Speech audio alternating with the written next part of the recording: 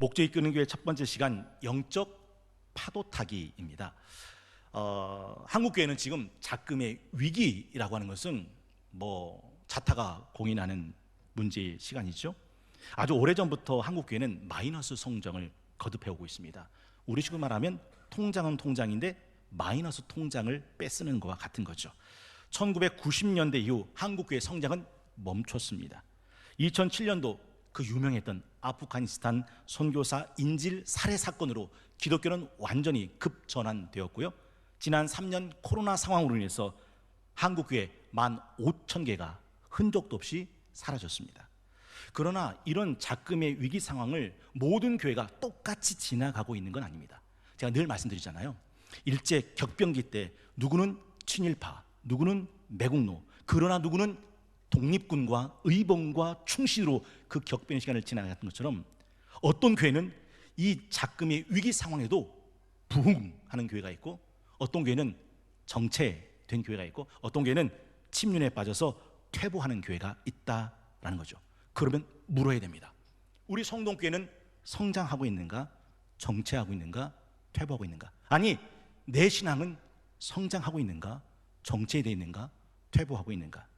이런 시국에 성동교회가 택한 또 한 권의 책이 있습니다. 릭 워렌 목사님이 시작한 새들백 교회의 모든 역사를 담고 있는 목적이 이끄는 교회라는 책이죠.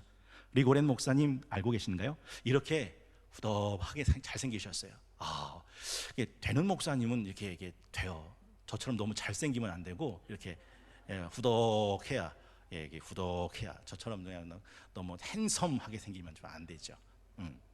근데 저 목사님께서 쓰신 책 한 권 있는데 목적이 이끄는 교회라는 책입니다. 우리 성동교회가 목금 독서 비전 나눔 때 매주 한 번씩 모여서 독서 토론을 하고 있는 교재이기도 하죠. 이 책에 쏟아지는 찬사는 엄청납니다. 빌 브라이트 국제 CCC 창설자는 이렇게 찬사를 보내죠. 목적이 이끄는 교회는 철저하게 성경적이고 성령이 깨닫게 해주셨으며 실제적인 경험으로부터 나온 경건한 지혜로 가득 찬 보기 드문 보화다. 여기에 쓰여진 원리들을 따른다면 어떤 교회라도 혁명적으로 변화되고 힘을 공급받게 되어 자기 잠재력을 최대한으로 이루어갈 수 있게 될 것이다. 모든 목사, 모든 교회는 반드시 이 책 읽어야 한다. 이 책은 반드시 고전이 될 것이다. 또 짐 해니 남침내 회장님은 이렇게 찬사를 보냅니다. 나는 교회에 관한 수백 권의 책과 논문을 가지고 있다. 만일 그중 하나를 골라야 한다면 나는 릭 워렌 목사의 이 책을 고르겠다. 할 수만 있다면 나는 이 책을 모든 신학생들, 교회의 모든 교회의 필독도서로 만들고 싶다. 이 책을 향해 쏟아진 찬사는 빙산의 일각일 정도입니다. 물론 오늘날 릭 워렌 목사님과 새들백 교회에 대한 논란과 문제가 있는 것 저 알고 있습니다.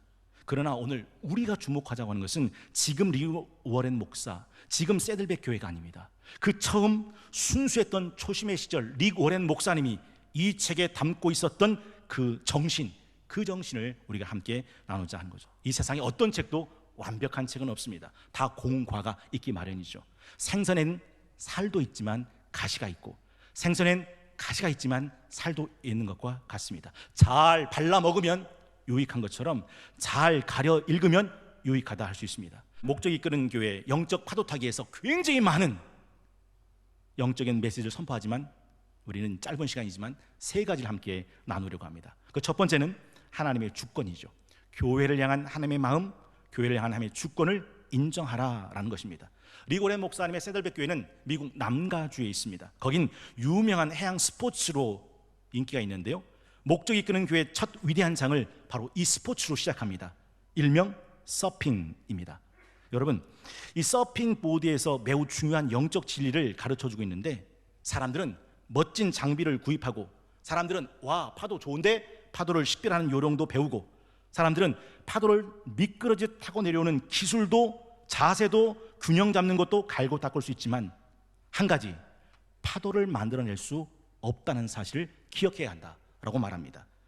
파도는 사람이 만드는 것이 아니라 하나님이 일으켜주는 거라는 사실을 인정하는 데서부터 시작하죠. 그렇습니다. 하나님은 파도를 만들어 일으켜 밀려오게 하시고 사람은 그 파도를 그저 탈뿐이다 라는 거죠. 오늘 본문 24절 25절도 그렇게 말씀하고 있지 않습니까? 여호와께서 행하신 일들과 그의 기한 일들을 깊은 바다에서 보나니 여호와께서 명령하신즉 광풍이 일어나 바다 물결을 일으키는도다 라고 말씀하고 있습니다. 교회 성장 부분도 이와 동일하다라는 것이죠.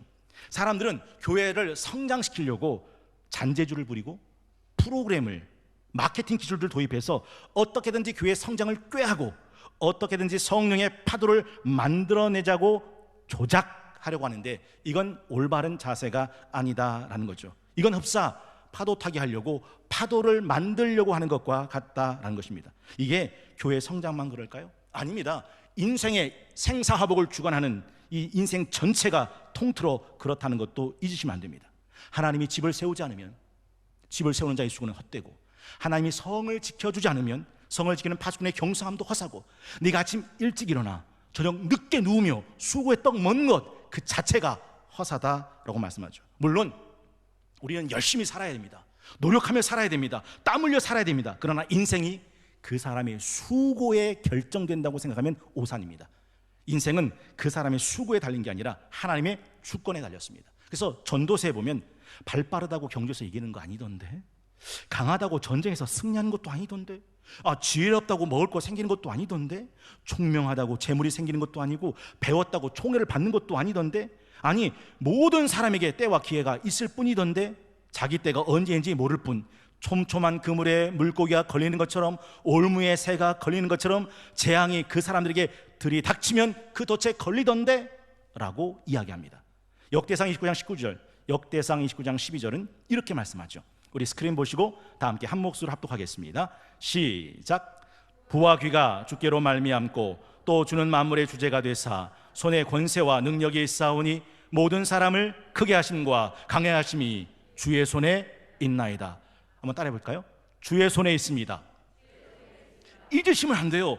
그 파도 하나님께서 일으키신 거고, 교회의 성장의 주권도 하나님께 있다라는 거죠. 여러분, 교회를 향해서 가장 많은 헌신을 한 사람이 누굴까요? 사도 바울입니다. 성경을 보면 수고를 넘치게 합니다. 옥에 갇히고 매도 수없이 맞고 여러 번 죽을 뻔합니다. 40에 하나 감한 배를 5번이나 맞습니다. 여러분, 40에 하나 감한 배를 맞으면 살은 터지죠. 그럼 그게 아물었어요. 거기에 또 맞는 겁니다. 터진 살이 또 터져요. 그렇게 40에 감한 배를 5번 맞고, 3번 태장으로 맞고, 1번 돌로 맞고, 3번 파선하고 일주일을 깊은 바다에 지냅니다. 여러 번 강의 위험, 강도 위험, 동족의 위험, 이방인의 위험, 신의 위험, 광의 위험, 바다 위험, 거짓 형제의 위험을 당합니다. 그리고 수고하고 애쓰고 여러 번 자지 못하고 줄이고 목마르고 굶고 춥고 헐벗습니다. 여러분, 왜 바울은 이렇게 살았던 걸까요? 이유는 딱 하나입니다. 고린도후서 11장 28절, 이외의 일은 고사하고 아직도 날마다 내 속에 눌리는 일이 있으니 곧 모든 교회를 위하여 염려하는 것이다. 이게 바울이 그런 삶을 자초한 이유입니다. 여러분, 교회를 향한 하나님의 꿈이 어디 있을까요? 마음은 뭘까요? 본심은 뭘까요?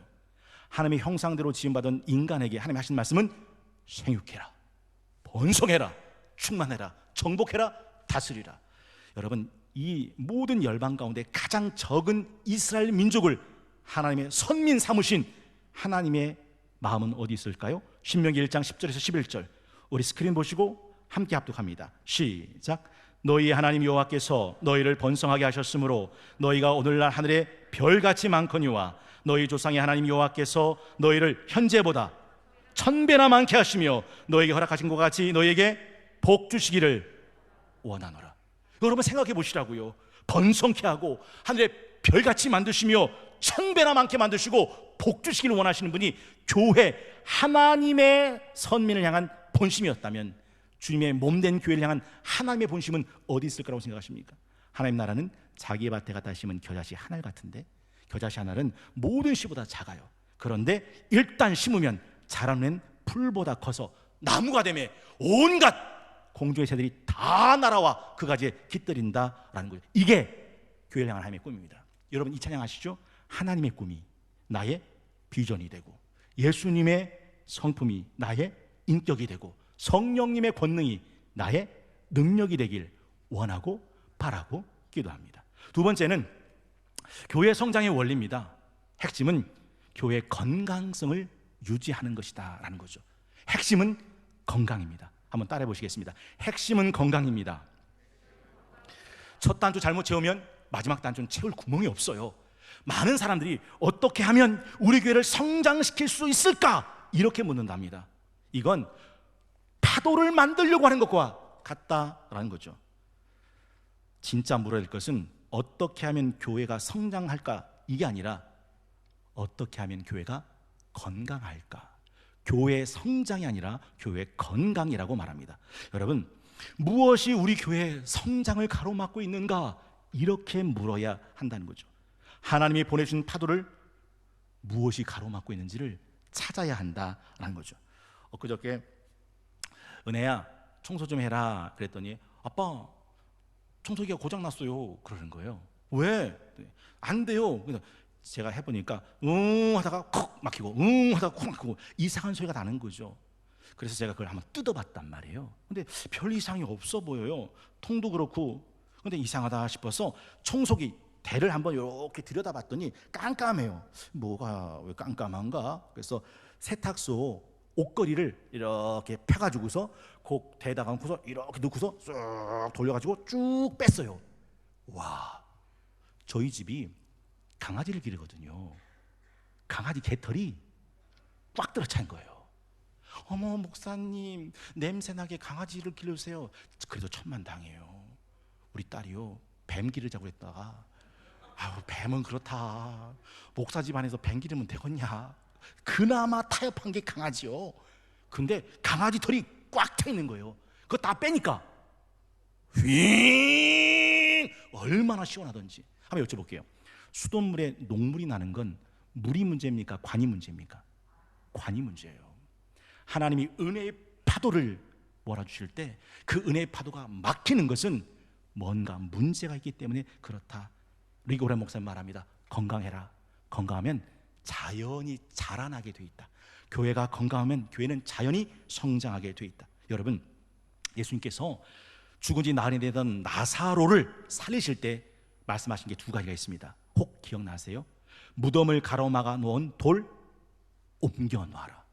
또 하나, 죽은 자가 수족을 배로 동인처럼 나올 때 얼굴은 수근에 쌓였을 때 예수께서 풀어놓아 다니게 하라. 막혀있는 돌 치워버리고 묶어있는 배 풀어놔라. 그러면 살아나 다닌다라는 거예요. 교회가요 건강만 하면 성장 외치지 않아도 자연히 성장하게 된다라는 거죠. 전서 10장 4절 말씀. 주권자가 내게 분을 일으키거든 너는 내 자리를 떠나지 마라. 주권자가 내게 분 일으키거든 너는 내 자리를 떠나지 마라. 무슨 말이에요? 그거 듣고 견디고 있어라. 그거 듣고 견디고 있어라. 공손함이 큰 허물을 용서받게 된다라는 거죠. 성경이 이렇게 말해요. 보라 지금은 은혜 받을 만한 때요. 보라 지금은 구원의 날이다. 그런데 리고레 목사님이 말합니다. 그 놀라운 은혜의 지금, 그 놀라운 구원의 지금을 대부분 다 놓쳐가고 있다는 거죠. 하나님은 지금도 교회 성전과 붕의 파도를 일으켜 보내주시는데 얼마나 많은 교회와 얼마나 많은 성도들이 하나님이 보내주신 영적인 파도를 놓치고 있는지 안타깝다라는 거죠. 여러분 한번 여쭤볼게요. 근현대교회의 시작은 사도행전 2장입니다. 오순절 마가의 다락방. 그때 하늘이 열리고 호련히 바람처럼 불처럼 그 가운데 모든 사람들에게 성령이 임하시고 방언을 말하게 하심으로써 교회가 이 세상에 태어납니다. 이상하지 않아요? 왜 예루살렘 교회가 아니었을까? 왜 예루살렘 성전이 아니고 이름도 없는 마가의 다락방에 성령의 바람이 불어오고 성령의 불이 임했을까? 잊지 마세요. 예루살렘 성전은 그때 어떤 곳이었냐면 맞습니다. 소와 양과 비둘기 파는 사람들이 드글거렸고 돈 바꾸는 사람들이 앉아 있었고 그래서 예수님께서 채찍을 만드셔서 양, 소 성전에서 다 내쫓으시고 돈 바꾸는 사람들 돈 다 쏟아내시고 상 엎어버리시면서 비둘기 파는 사람들에게 당장 가지고 나가라. 내 집은 만민이 기도하는 집이라 일컬음 받으라 하였거늘 너희가 장사하는 집 강도의 굴을 만들었다 했던 곳이 예루살렘 성전이에요. 그러니 그 성전엔 성령의 바람도 성령의 불도 들어올 수 없었고 임하지 못했던 거예요. 그런데 오순절 마가의 다락방은 120문도가 오로지 마음을 같이하여 기도하기에 힘쓰고 하나님 말씀에 집중하고 있던 그 순간 호련히 하늘의 문을 열리고 바람처럼 불처럼 성령이 임해 교회가 태어났다라는 거죠. 리고레 목사님이 말해요. 놀라운 사실은 이겁니다. 우리가 성장의 파도를 타는 법에 익숙해질수록 하나님은 더 많은 파도를 우리에게 보내주신다는 것입니다. 잠언 22장 9절, 네가 자기 일에 능숙한 사람 보았냐? 이런 사람은 왕 앞에 설 것이고 천한 자 앞에 서지 않으리라. 혹시 생각나는 사람 있습니까? 우리 복음과 다니엘을 함께 나누신 분은 대번 생각나죠? 다니엘이 어떤 사람입니까? BC 605년 여호야김 왕 때 1차 포로 끌려왔던 포로민입니다. 그런데 얼마나 똑똑하고 지혜로웠는지 그 지혜, 그 명철, 그 총명이 박수, 술객, 점쟁이, 수사보다 10배나 뛰어났다. 1장 21절 다니엘은 고레스 왕 원년까지 있었다. 여러분, 이 말이 무슨 말이냐면 잡혀 때가 605년이에요. 바벨론 느부갓네살 왕. 바벨론이 언제 망하죠? 벨사살 왕. 벨사살 왕이 누구한테 망하죠? 다리오 왕. 다리오 왕의 다음에 나오는 왕이 고레스. 그러니까 605년에 잡혀와서 536년 동안 다니엘은 69년을 두 나라가 바뀌고 네 왕이 바뀌는 동안 최고 총리로 그 자리에 있었어요. 그 이유가 뭐냐? 다니엘 6장 3절에 이렇게 되어 있습니다. 다니엘은 마음이 민첩하여 총리들과 고관들 위에 뛰어남으로 왕이 그를 세워 전국 다스리게 했다. 능숙해요? 왕 앞에 선다. 여러분, 하나님의 은혜의 파도는 계속 밀려오는데 그 일에 능숙한 사람일수록 하나님의 더 많은 파도를 만나게 된다라는 사실이죠. 이제 마지막 세 번째는 하나님의 축복이 임하는 편을 선택하라라는 거예요. 하나님의 축복이 임하는 편을 선택하라. 여러분, 리고렌 목사님이 얼마나 똑똑한 목사이면 교회 성장의 핵심이 아닙니다. 왜 교회를 어떻게 성장시킬까? 그런 질문을 하십니까? 그건 질문할 게 아니에요. 질문이 뭐라고요? 교회 건강. 어떻게 하면 교회를 건강하게 할까? 교회 건강을 가로막고 있는 게 뭘까? 이렇게 물어야 된다. 또 한 가지는 많은 사람들은요, 하나님 우리 가정 축복해 주소서, 하나님 우리 자녀 축복해 주소서, 우리 사업 우리 생업 축복해 주소서, 이렇게 기도한대요. 그렇게 기도하지 말래요. 리고렌 목사님은 하나님의 축복이 임하는 자리가 어디인가 그 자리에 서래요. 리고렌 목사님이 이런 말씀하세요. 나는 주님의 몸된 교회를 누구보다 무엇보다 온 마음 다해 사랑합니다. 우리의 죄악된 번성으로 인한 많은 결점에도 불구하고 교회야말로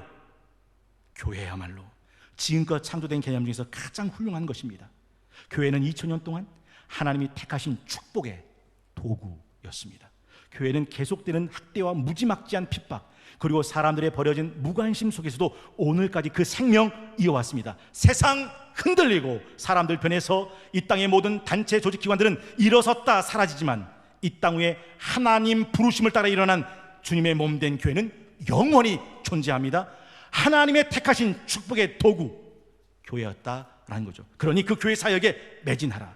그러므로 교회는 우리의 생명을 바칠 만큼 가치 있는 것이고 교회는 우리가 최선을 다할 것을 요구할 권리를 갖고 있다라고 말씀하죠. 제가 1부 때 그런 말씀 드렸어요.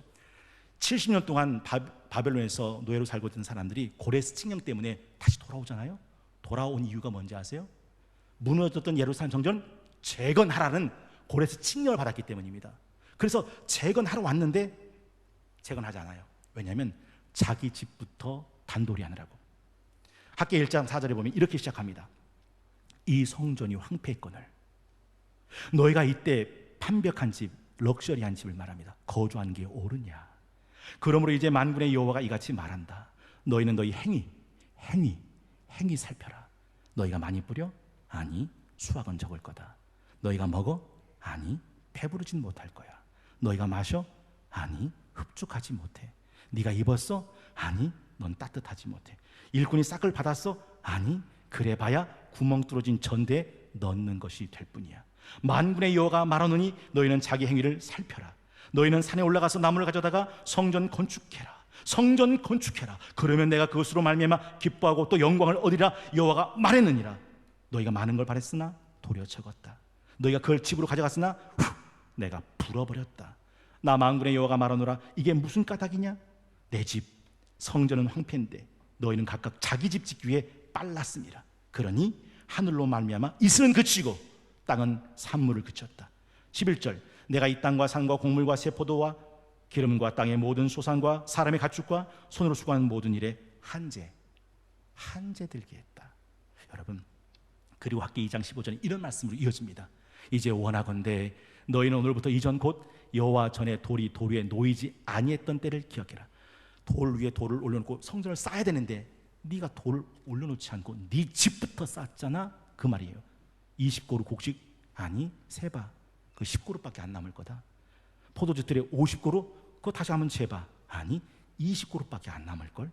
네 손으로 지은 모든 일에 내가 재앙과 깐부기와 우박으로 쳤어.